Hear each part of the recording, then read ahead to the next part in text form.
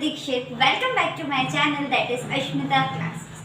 आज हम पढ़ने वाले हैं 8th क्लास के मेटल्स एंड नॉन मेटल्स के आगे का lecture that is chemical properties of metals and non metals में लास्ट लेक्चर में हमने पढ़ा था कि जब मेटल्स और नॉन मेटल्स ऑक्सीजन के साथ रिएक्ट कर रहे हैं तब वो क्या बना रहे हैं, राइट। और आज के लेक्चर में हम पढ़ने वाले हैं कि जब मेटल्स और non metals water that is H2O water के साथ रिएक्ट कर रहे हैं तब वो क्या बना रहे हैं। मेटल्स रिएक्ट कर रहे हैं तब वो क्या बना रहे हैं, और जब नॉन मेटल्स वाटर के साथ रिएक्ट कर रहे हैं तो फिर वो हमें क्या प्रोडक्ट दे रहे हैं। ओके, तो चलिए शुरू करते हैं। ओके, सबसे पहले रिएक्शन विद वाटर, हम लोग मेटल का भी पढ़ेंगे नॉन मेटल का भी पढ़ेंगे। पहले हम लोग मेटल से शुरू करते हैं, राइट। तो यहाँ पे लिखा है metal react with water to give metal hydroxide plus hydrogen gas। जब मेटल्स ऑक्सीजन के साथ रिएक्ट कर रहे थे वो मेटेलिक ऑक्साइड बना रहे थे which is basic in nature, right. और जब नॉन मेटल्स ऑक्सीजन के साथ रिएक्ट कर रहे थे तब वो क्या बना रहे थे, नॉन मेटेलिक ऑक्साइड बना रहे थे। Difference is they are acidic in nature, right. ये हम हमारी प्रीवियस क्लासेस में ऑलरेडी पढ़ चुके हैं। अब इस क्लास में हमें क्या पढ़ना है कि जब मेटल्स वाटर के साथ रिएक्ट कर रहे हैं, है ना, मेटल्स वाटर के साथ जब रिएक्ट कर रहे हैं तो वो दो चीजें बना रहे हैं, दो प्रोडक्ट्स बना रहे हैं। क्या क्या बना रहे हैं? फर्स्टली वो बना रहे हैं मेटल हाइड्रोक्साइड। क्या बना रहे हैं? Metal hydroxide. Okay, metal reacts with water to form metal hydroxide plus hydrogen gas. जब मेटल्स वाटर के साथ रिएक्ट कर रहे हैं तो वो हमें दो प्रोडक्ट्स दे रहे हैं, that is first one is metal hydroxide दे रहे हैं और the second one is hydrogen gas evolve कर रहे हैं। क्या कर रहे हैं? हाइड्रोजन गैस इवॉल्व कर रहे हैं। होप यहाँ तक क्लियर हुआ होगा, ठीक है। अब ये जो वाटर है ये कैसा होता है? वाटर ठंडा पानी भी होता है, गर्म पानी भी होता है, स्टीम भी होती है ना। तो मेटल्स के भी बहुत नखरे हैं, अलग अलग मेटल्स के अलग अलग नखरे हैं। अब जैसे सोडियम पोटेशियम है वो कोल्ड वाटर के साथ भी रिएक्ट कर जाते हैं, they are not having any kind of issue, वो कोल्ड वाटर के साथ भी रिएक्ट कर जाते हैं। मैग्नीशियम बड़ा नखरे वाला है, ही वांट्स की मैग्नीशियम नॉट ही, मतलब मैग्नीशियम को क्या चाहिए कि हॉट वाटर चाहिए। मैग्नीशियम को क्या चाहिए? हॉट वाटर चाहिए, वो हॉट वाटर के साथ ही रिएक्ट करेगा। अब कुछ मेटल्स ऐसे आते हैं ना वो हॉट वाटर के साथ रिएक्ट करेंगे ना वो कोल्ड वाटर के साथ रिएक्ट करेंगे, वो कहते हैं कि हम तो स्टीम के साथ रिएक्ट करेंगे। तो they are reacting with steam. क्या हो गया? एल्यूमिनियम हो गया, आयरन हो गया, जिंक हो गया। ये काय के साथ रिएक्ट करते हैं? सिर्फ स्टीम के साथ रिएक्ट करते हैं। ना ये हॉट वाटर के साथ रिएक्ट करेंगे ना ये कोल्ड वाटर के साथ रिएक्ट करेंगे। ये किसके साथ रिएक्ट करेंगे? स्टीम के साथ रिएक्ट करेंगे। कौन कौन रिएक्ट करेंगे स्टीम के साथ? Aluminium, iron and zinc. Aluminium, iron and zinc. यहाँ तो क्लियर हो, ठीक है। अब कुछ मेटल्स ऐसे हैं एक्सेप्शंस में आएंगे, वो रिएक्ट ही नहीं कर रहे हैं वाटर के साथ। वो क्या कर रहे हैं? रिएक्ट ही नहीं कर रहे हैं वाटर के साथ। वो क्या क्या हो गया?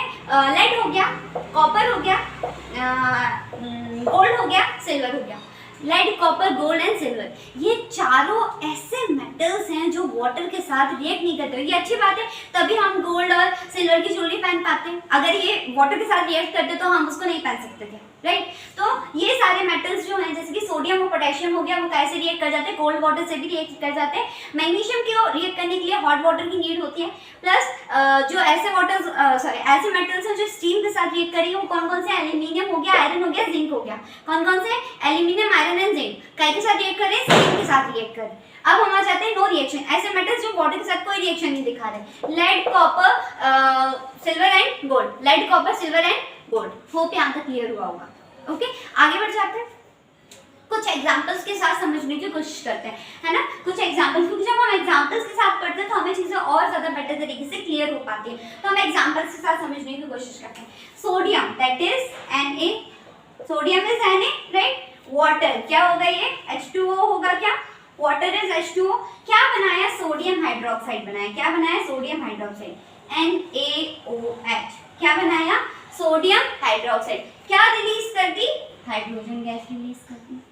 प्लस इस वाले रिएक्शन में हीट भी रिलीज होगी, हीट एनर्जी भी रिलीज होगी, ठीक है। क्या हुआ? सोडियम को जब हमने लिया, सोडियम क्या है? मेटल है।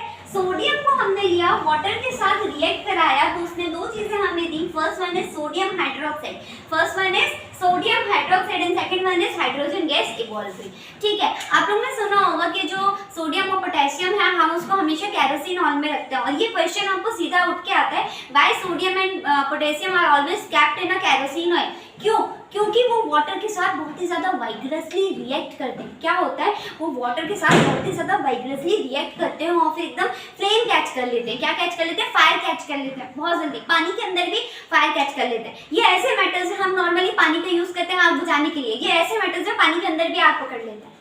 ठीक है, अब क्या होता है, कैसे वो मेटल्स जो होते हैं, सोडियम हुआ या पोटेशियम हुआ, ये कैसे पानी के अंदर आग पकड़ते हैं हम ये सीखते हैं। ठीक है, फॉर एग्जांपल ये मान लेते हैं एक बीकर है ना, ये एक बीकर है, इसमें मैंने क्या किया है, पानी ले लिया है, इसमें क्या किया है मैंने, पानी ले लिया। ये कोई बीकर है, इसमें मैंने पानी ले लिया। पानी लेने के बाद मैंने इसमें थोड़ा लाइक एक स्मॉल पीस ऑफ सोडियम यहाँ पे पुट किया।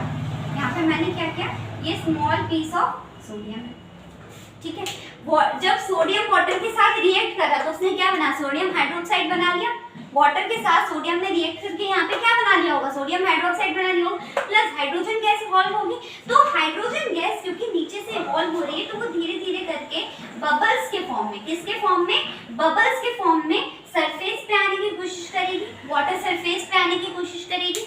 हाइड्रोजन गैस जो है वो जब उस वाटर में जब हमने सोडियम डाला, सोडियम हाइड्रोक्साइड बनने के बाद जो हाइड्रोजन गैस इवॉल्व हुई वो धीरे धीरे बबल्स के फॉर्म में वाटर सरफेस पे आने की कोशिश करेगी। जैसे ही हाइड्रोजन गैस आप मान लेते हैं यहाँ वाटर सरफेस पे हाइड्रोजन गैस आ गई।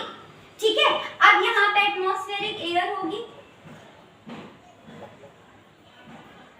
एटमॉस्फेरिक एयर होगी जिसमें ऑक्सीजन होगा, जिसमें ऑक्सीजन होगा, जिसमें क्या होगा, ऑक्सीजन होगा। तो ये जो H2 था ये ऑक्सीजन के साथ रिएक्ट करता है, ये ऑक्सीजन के साथ क्या करता है, रिएक्ट करता है। और हमने यहाँ पे पढ़ा हाइड्रोजन गैस के साथ साथ हीट एनर्जी भी रिलीज होगी इस रिएक्शन में, हीट एनर्जी भी रिलीज होगी। तो उस हीट एनर्जी को एब्जॉर्ब करता है हाइड्रोजन और फायर कैच कर लेता है। उस हीट एनर्जी को हाइड्रोजन एब्जॉर्ब करता है और क्या कैच कर लेता है, फायर कैच करता है, जिसके वजह से ये जो एलिमेंट है दैट इज सोडियम हमें फायर मतलब जलते हुए दिखाई देता है। एक बीकर लिया, उस बीकर में मैंने पानी डाला, पानी डालने में स्मॉल पीस ऑफ सोडियम या पोटेशियम डाल दिया। ठीक है, सोडियम या पोटेशियम जैसे ही वाटर के साथ रिएक्ट होंगे हाइड्रोक्साइड बना लेंगे अपना, तो सोडियम डाला तो सोडियम ने सोडियम हाइड्रोक्साइड बना लिया, हाइड्रोजन गैस और हीट एनर्जी रिलीज की, हाइड्रोजन गैस और हीट एनर्जी रिलीज की। हाइड्रोजन गैस जैसे ही इवॉल्व होगी वो क्या होगा, बबल्स के फॉर्म में सरफेस पे आने की कोशिश करेगी। वाटर सरफेस पे जैसे ही बबल के फॉर्म में हाइड्रोजन गैस आएगी, एटमॉस्फेरिक एयर के कांटेक्ट में जो ऑक्सीजन होगी उसके साथ रिएक्ट करेगी। ठीक है, ऑक्सीजन के साथ वो रिएक्ट करेगी। हीट एनर्जी ऑलरेडी उसको मिल रही है, वाटर में ऑलरेडी हीट एनर्जी है क्योंकि हम ये रिएक्शन करा चुके हैं सोडियम और वाटर का। तो हीट एनर्जी हाइड्रोजन एब्जॉर्ब करेगा और फायर कैच कर लेगा, और वो फायर कैच कर लेगा, इस वजह से हमें सोडियम कैसा दिखता है, जलता हुआ दिखाई देता है, आग पकड़े हुए दिखाई देता है। समझ आया है? होप आपको यहाँ तक क्लियर हुई होंगी चीजें, आपको ये पता चला होगा कि कैसे हमें सोडियम जो है वो जलता हुआ दिखाई देता है। ठीक है, तो वही एग्जांपल है, सोडियम को जब हम वाटर के साथ रिएक्ट करेंगे तो सोडियम हाइड्रोक्साइड बनेगा, प्लस हाइड्रोजन गैस इवॉल्व होगी और हीट एनर्जी रिलीज होगी। सेम अगर हम पोटेशियम का एग्जांपल ले लेते हैं तो पोटेशियम का सिंबल क्या है, K है ना। यहाँ पे वाटर क्या बनाया, KOH बना लिया, पोटेशियम हाइड्रोक्साइड, ये हाइड्रोजन गैस इवॉल्व हो गई, यहाँ पे भी हीट एनर्जी होगी रिलीज। ठीक है, सेम फॉर पोटेशियम, यही प्रोसेस पोटेशियम में होता है। इसी तरह पोटेशियम भी आग फायर कैच कर लेते हैं, तो potassium plus water gives potassium hydroxide plus hydrogen gas plus heat energy is released in this reaction. ठीक है, यहाँ तक आई होप कोई दिक्कत नहीं होगी। अब आप मुझसे पूछेंगे कि मैम कैल्शियम भी तो मेटल है, देन व्हाई कैल्शियम वाटर के साथ रिएक्ट करके कैल्शियम हाइड्रोक्साइड बनाता है लेकिन फायर कैच नहीं करता? उसके पीछे रीजन है, यस, कैल्शियम को जैसे ही आप पीस ऑफ कैल्शियम वाटर में डालोगे वो भी रिएक्ट होगा, अपना हाइड्रोक्साइड कैल्शियम हाइड्रोक्साइड बनाएगा, हाइड्रोजन गैस भी इवॉल्व करेगा, कैल्शियम हाइड्रोक्साइड भी बनाएगा, हाइड्रोजन गैस भी इवॉल्व करेगा, लेकिन वो फायर कैच नहीं करेगा। उसके पीछे का रीजन है क्योंकि जब वो हीट एनर्जी जो होती है, जितना अमाउंट पोटेशियम और सोडियम रिलीज कर रहे हैं उतना amount of heat energy calcium release नहीं कर पाता है, और जितना एक अमाउंट हीट चाहिए पड़ता है फायर के लिए हाइड्रोजन को, वो उसको नहीं मिल पाता। इस वजह से कैल्शियम फायर कैच नहीं करता है, लेकिन सोडियम और पोटेशियम फायर कैच कर लेते हैं। ठीक है, तो आपको ये क्वेश्चन भी आ सकता है कि why calcium does not catches fire even it is a metal, क्यों फायर कैच नहीं कर पाता जबकि कैल्शियम भी मेटल है। उसका आंसर मैंने आपको दे दिया है। रिटर्न अगर आपको चाहिए तो you have to follow my Telegram channel, वहाँ पे आपके पास पूरे नोट्स, क्वेश्चन आंसर सब चीज़ें अवेलेबल हैं, तो वहाँ पे आप जाइए और सारी चीज़ें, इसके भी प्रॉपर जो नोट्स है वो मैंने वहाँ पे with more and more examples वहाँ पे आपको दे रखे हैं, तो आप प्लीज़ फॉलो कीजिए और वहाँ से नोट्स वगैरह सब प्रिपेयर कीजिए। ओके, तो दो क्वेश्चन यहाँ से बन गए, है ना। क्या क्या बन गया कि सोडियम और पोटेशियम को हम लोग केरोसिन ऑयल में क्यों रखते हैं, क्योंकि अगर सोडियम और पोटेशियम है वो वाटर और एयर के साथ क्या करते हैं, बहुत ही ज्यादा वाइब्रेसली रिएक्ट करते हैं, दैट्स व्हाई हम उसको वाटर में या एयर के कांटेक्ट में नहीं रख सकते, इस वजह से हम उसको केरोसिन ऑयल में रखते हैं। और दूसरा मैंने एक और क्वेश्चन यहाँ पे बन गया कि कैल्शियम भी तो मेटल है, then why it does not catches fire when react with water और इवॉल्विंग हाइड्रोजन गैस, क्यों वाटर के साथ जब कैल्शियम रिएक्ट कर रहा है तो फायर कैच नहीं कर रहा है, जबकि सोडियम पोटेशियम कर रहे हैं। तो sodium potassium are highly reactive metals, they evolve a lots of heat energy, वो बहुत ज्यादा हीट एनर्जी रिलीज करते हैं as comparative to calcium. Calcium इतनी ज्यादा हीट एनर्जी रिलीज नहीं कर पाता है, that's why calcium fire catch नहीं करता है, लेकिन सोडियम पोटेशियम फायर कैच कर लेते हैं। यहाँ तक क्लियर हुआ? Very good. यहाँ तक अगर आपको बात क्लियर है, ये मैं आपको ऑलरेडी बता चुकी हूँ कि कोल्ड वाटर से सोडियम और पोटेशियम रिएक्ट करते हैं, हॉट वाटर से मैग्नीशियम, स्टीम से aluminium, iron and zinc, no reaction, मतलब जो मेटल्स कोई रिएक्शन शो नहीं कर रहे हैं वो हो गया lead, copper, gold and silver. ठीक है, अब हम पढ़ते हैं कुछ रिएक्टिविटी सीरीज, मतलब ऐसे मेटल्स की एक रिएक्टिविटी सीरीज है कि कौन सा मेटल वाटर के साथ सबसे ज्यादा रिएक्ट करता है और कौन सा मेटल जो है वो वाटर के साथ रिएक्ट करता ही नहीं है या माइनर से रिएक्ट करता है। ठीक है, तो सबसे ज्यादा रिएक्ट जो मेटल वाटर के साथ करता है वो होता है हमारा पोटेशियम। क्या होता है? पोटेशियम। फिर उससे कम सोडियम, फिर calcium, magnesium, aluminium, iron, lead, copper, gold and silver. क्या बोला मैंने? Potassium, sodium, calcium, magnesium, aluminium, iron, lead, copper, gold and silver. ठीक है, potassium, sodium, calcium, magnesium, aluminium, iron, lead, copper, gold and silver. सबसे ज्यादा कौन सा react करता है? पोटेशियम। सबसे कम कौन सा रिएक्ट करता है? सिल्वर। या तो वो करता ही नहीं है, बहुत माइनर सा रिएक्शन दिखाता है। तो ये हमने यहाँ तक पढ़ा कि जब मेटल्स वाटर के साथ रिएक्ट कर रहे हैं तो वो क्या कर रहे हैं, कौन से मेटल बहुत वाइग्रसली रिएक्ट कर रहे हैं, कौन से मेटल बिल्कुल रिएक्ट नहीं कर रहे, कौन से मेटल्स माइनरली रिएक्ट कर रहे हैं। ठीक है, अब हम यहाँ पे पढ़ते हैं नॉन मेटल्स के बारे में।